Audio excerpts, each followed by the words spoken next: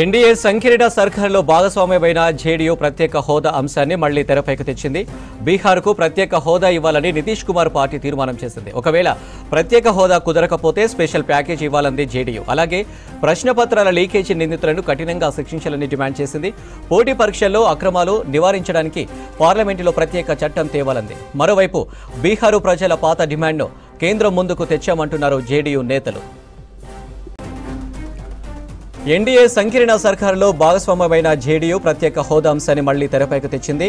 బీహార్కు ప్రత్యేక హోదా ఇవ్వాలని నితీష్ కుమార్ పార్టీ తీర్మానం చేసింది. ఒకవేళ ప్రత్యేక హోదా కుదరకపోతే స్పెషల్ ప్యాకేజీని ఇవ్వాలంది జేడీయూ. అలాగే ప్రశ్నపత్రాల లీకేజీ నిందితులను కఠినంగా శిక్షించాలని డిమాండ్ చేసింది. పోటీ పరీక్షల్లో అక్రమాలు నివారించడానికి పార్లమెంటులో ప్రత్యేక చట్టం తేవాలంది. మరోవైపు బీహారు ప్రజల పాత డిమాండ్ను కేంద్రం ముందుకి తెచ్చామంటున్నారు జేడీయూ నేతలు. ఇక జేడీయూ డిమాండ్ పై మరిన్ని డీటెయిల్స్ ఢిల్లీ నుంచి మదార్ అందిస్తారు. మదార్, జేడీయూ తీర్మానాలపై అప్డేట్స్ ఏంటి? మారాయి. 3 ప్రధానమైనటువంటి డిమాండ్లను జేడీయూ కేంద్రం ముందు పెట్టింది. ఈరోజు జేడీయూకి సంబంధించిన నేషనల్ ఎగ్జిక్యూటివ్ మీటింగ్ ఢిల్లీలో జరిగింది. ఆ మీటింగ్లోనే ఈ తీర్మానాలు చేశారు.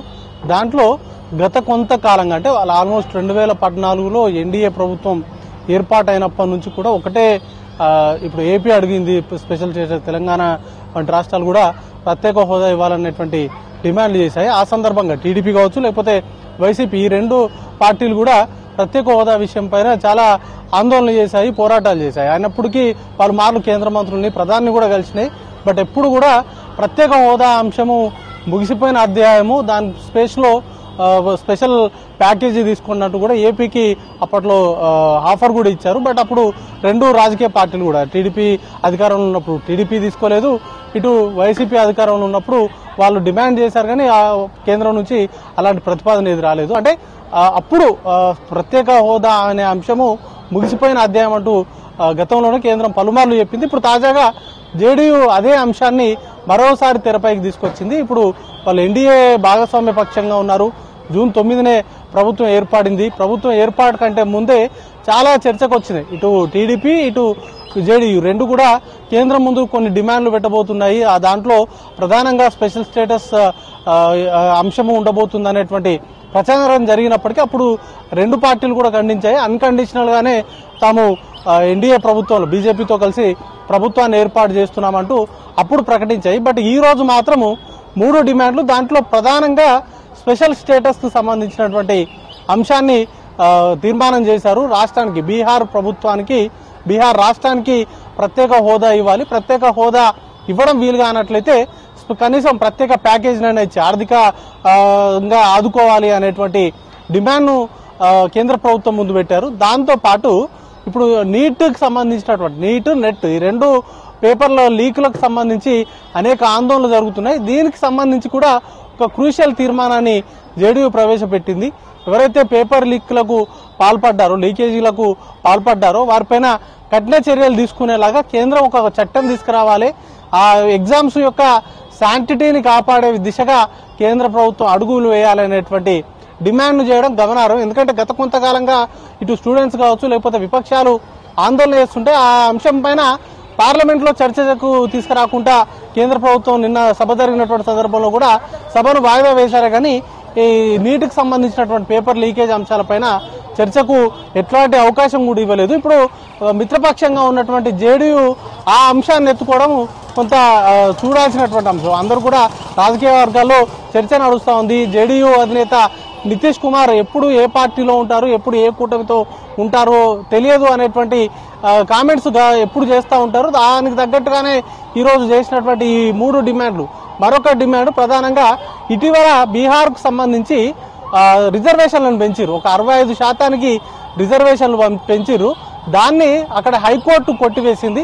ఇప్పుడు దానికి సేఫ్ గార్డ్ ఇచ్చేలాగా ఆర్టికల్ కాన్స్టిట్యూషన్లో ఉన్నటువంటి 9th షెడ్యూల్లో దాని ద్వారా వాటికి రక్షణ కల్పించాలి, సేఫ్ గార్డు కల్పించాలి. తద్వారా రాష్ట్రంలో 65% రిజర్వేషన్లు ఈజీగా అమలు అవుతాయి. ఎలాంటి ఇంటరప్ట్ లేకుండా రిజర్వేషన్లు అమలు కావాలంటే ఆ దిశగా అడుగులు వేయాలి. దానికి సంబంధించి ఈ 3 ప్రధానమైనటువంటి డిమాండ్లను అయితే ఈరోజు జేడీయూ చేసింది. దీనిపైన రాజకీయ వర్గాల్లో హాట్గా చర్చ అయితే నడుస్తూ ఉంది. ఎందుకంటే 3 కీలకమైనటువంటి అంశాలు, మూడింటికి సంబంధించి కూడా గతంలో కేంద్ర ప్రభుత్వం ఎలాంటి చర్యలు తీసుకోవాలనేటువంటి డిమాండ్స్ ఇవి. ఎందుకంటే గతంలో ప్రత్యేక హోదా అంశంలో ఇప్పటికే ఆ అంశం ముగిసిపోయిందంటూ కూడా గతంలో చాలా రాష్ట్రాలు డిమాండ్ చేస్తే అప్పుడు బీహార్ కూడా డిమాండ్ చేసింది. అప్పుడు ఏ రాష్ట్రానికి కూడా ఆంధ్రప్రదేశ్తో పాటు ఇటు బీహార్ కూడా ఈ ప్రత్యేక హోదా అంశాన్ని ఇవ్వలేదు. ఇప్పుడు నీటికి సంబంధించి కూడా పార్లమెంట్లో చట్టం చేయాలనేటువంటి డిమాండ్, ఇది పెద్ద డిమాండ్. లీకేజీలకు సంబంధించి ఎన్డీఏ ప్రభుత్వం, బీజేపీ ప్రభుత్వం వచ్చినప్పటి నుంచి పదుల సంఖ్యలో పేపర్ లీకేజ్ ఇష్యూ అయితే బయటకు వచ్చినాయి. వాటిపైన కఠినంగా వ్యవహరించాలంటే ఖచ్చితంగా పార్లమెంట్ చట్టం చేయాలంటూ కూడా విపక్షాలు ఆందోళన చేస్తున్నటువంటి ఈ తరుణంలోనే ఎన్డీఏకు మిత్రపక్షంగా ఉన్నటువంటి జేడీయూ ప్రస్తుతం ఈ డిమాండ్ చేయడం కొసమెరుపుగా చూడాల్సి ఉంటుంది. ఇక రిజర్వేషన్లకు సంబంధించి ఈ 65% పెంచాలనేటువంటి డిమాండ్ ఏదైతే ఉందో దానిపైన కూడా అది రాజ్యాంగంలో ఉన్నటువంటి అంశాలు, వాటికి సుప్రీంకోర్టు మార్గదర్శకాలు ఉన్నాయి. వాటన్నింటినీ కూడా చూసుకోవాల్సి ఉంటుంది. కాబట్టి వాటిపైన కేంద్రం ఏ విధంగా అడుగులు వేస్తుందో చూడాల్సి ఉంటుంది. ఎందుకంటే ఇప్పుడు మిత్రపక్షంగా ఉన్నారు, ప్రభుత్వంలో కీలకంగా జేడీయూకి సంబంధించిన ఎంపీల మద్దతు అనేది చాలా క్రూషియల్ కాబోతా ఉంది. కాబట్టి వారి డిమాండ్లకు తలొగ్గి ఆ 3 డిమాండ్లకు అనుకూలంగా నిర్ణయాలు తీసుకుంటారా? ఒకవేళ బీహార్ కనుక ఇచ్చినట్లయితే ఇప్పుడు ఆంధ్రప్రదేశ్లో కూడా ఈ డిమాండ్ పెరిగింది. ఎన్డీఏలో టీడీపీ చేరిన తర్వాత టీడీపీకి సుమారు 16 ఎంపీ సీట్లు ఉన్నాయి.